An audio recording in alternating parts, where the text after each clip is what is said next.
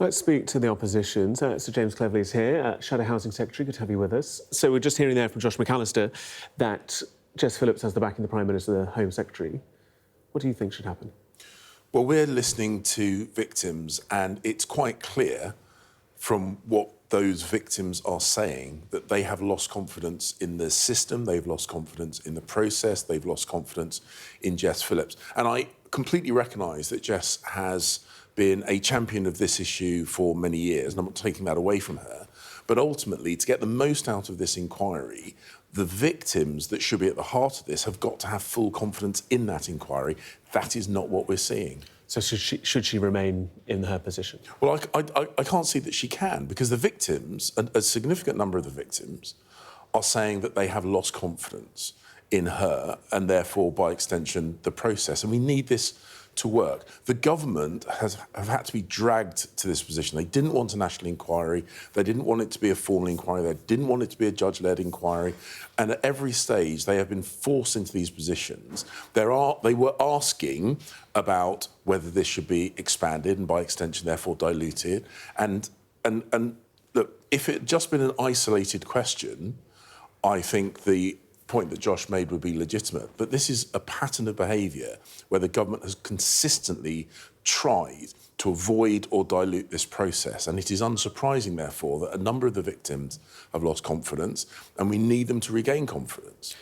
Not just criticism from victims, but also from potential front-runners to lead the inquiry. Jim Gamble yesterday, with all due respect, kind of accusing politicians across the spectrum of playing politics. There was too much politics involved in this and not enough focus on the victims. Would you recognise that to some degree? Well, it's sad that Mr Gamble has decided to withdraw his name. I've not worked with him directly, but I have spoken to people that know him well, and I think he is an honourable and very experienced professional. But ultimately, it is the job of politicians, particularly opposition politicians like me and Kemi, to hold the Prime Minister to account, and that's what we are doing. And look, sometimes that can be difficult and frustrating for people involved in the process, but it is our duty to hold the government to account. And had we not done so, we wouldn't have even had this inquiry in the first place, because the government were doing everything they could to try and avoid it. You talk about holding to account. When the Conservatives were in office, the Labour Party would say they were holding you to account over the small boats crisis, and that, you know, it reached its peak in 2022, at a time when you were a government minister. They are now battling with all the same issues that you battled with. They thought they could smash the gangs. They thought the one in, one out would work. What do you make of the fact that we're now seeing people who have been detained and deported to France, at least one instance, now returning back to the UK, an Iranian national? Well, my frustration with the Labour Party is they thought it would be so easy. And I was Home Secretary, and this is an incredibly challenging area of government policy. I see they've now resorted to blaming the civil servants, and I'm not suggesting that I had no frustrations with civil servants. Of course I did. But ultimately, my frustration is with the Labour Party, because I warned that there was a cohort of migrants in France waiting for them to scrap the Rwanda policy, and when they did, those people came over. I warned that undermining the small boats operations command would have a counterproductive impact, and I was right. I warned that unless you have a credible plan, you are doomed to failure and numbers would go up. That's exactly what has happened. They thought it would be easy. They thought all they needed to do was not be the Conservatives and this problem would somehow magically go away. And what they're now discovering is it is difficult, and it's been made worse by their lack of preparedness. You will appreciate, though, I'm sure, the view of some of in the electorate who will go, hang on a second, with all due respect, Rishi didn't manage to stop the boats.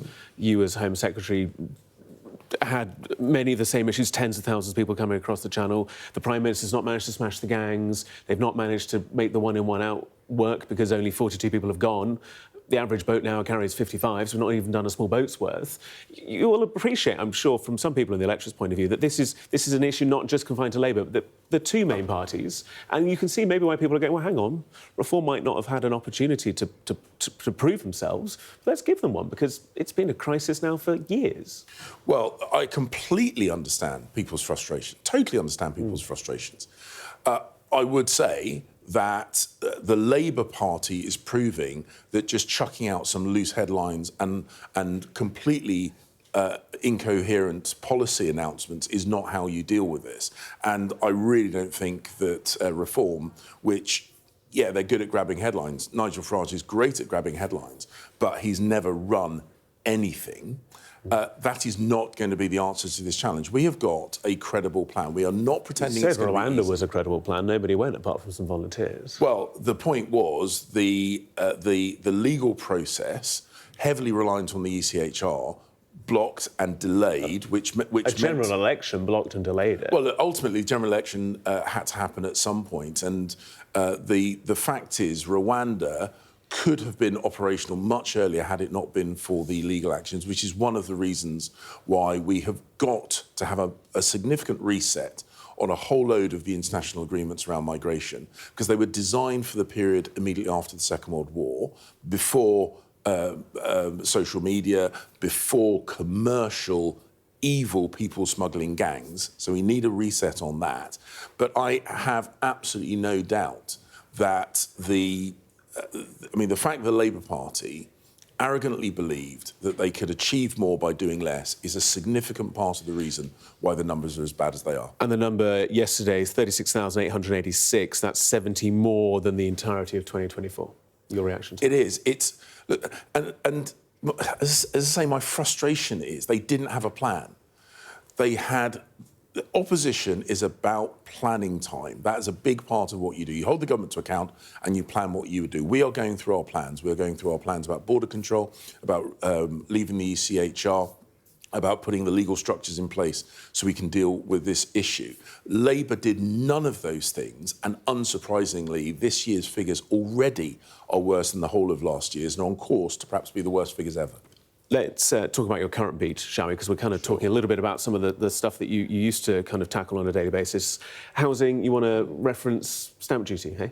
Yeah, we want to scrap stamp duty on the principal home of individuals for a whole load of reasons. Firstly, it is deterring people buying and selling houses, and it is particularly deterring people from downsizing.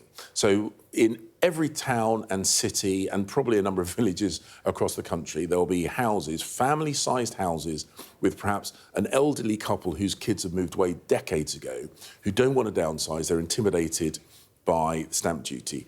2.8 million people said that they would downsize if stamp duty were removed. That creates churn in the market.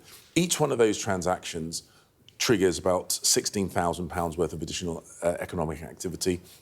And we estimate £1.2 billion worth of economic activity will be triggered by this one proposal alone. There will be people, though, going, hang on a second, 65% or so of households are owned. There's a lot of people struggling in a cost of living crisis when their own finances are squeezed, etc., going, hang on a second, I can't even afford to get on the housing ladder. So this is helping people who are already pretty well off if they're already on the housing ladder. I can't afford to get on the housing ladder. I'm struggling. You're talking about making tax cuts. You're talking about £47 billion worth of cuts and efficiencies within government. These might be people who are going, hang on a second, these cuts are helping everybody but myself. And actually, this sounds a little bit to me as though public services are being squeezed, potentially, under the Conservatives, in an effort to make savings and benefits elsewhere. Sounds a little bit like austerity. No, what this is about cutting the size of the civil service back to the level it was in 2016. It's about making sure that the benefit system is there for the people who really need it, rather than the massive expansion that we have seen. It's about driving down the deficit, because over at least half of any money we save will be used for deficit reduction. The rest will be on reallocated spending or tax cuts. And particularly with regard to stamp duty, it will help first-time buyers because it creates churn in the market, because at every level there will be housing that could be made available but isn't, because those families are trapped in that house. So freeing up those larger houses will not be the only beneficiaries. Everyone through the housing ladder, including first-time buyers, will benefit. Labour didn't continue the stamp duty reductions that we had put in place, and what we have seen subsequently is a real contraction of the market. You just don't see as many for sale signs on streets as you used to. People will notice that, and what we want to do is get more houses built, and we'll be bringing forward plans to make sure that happens, and get better usage of the housing stock that is already built, because that is an almost instant quick fix.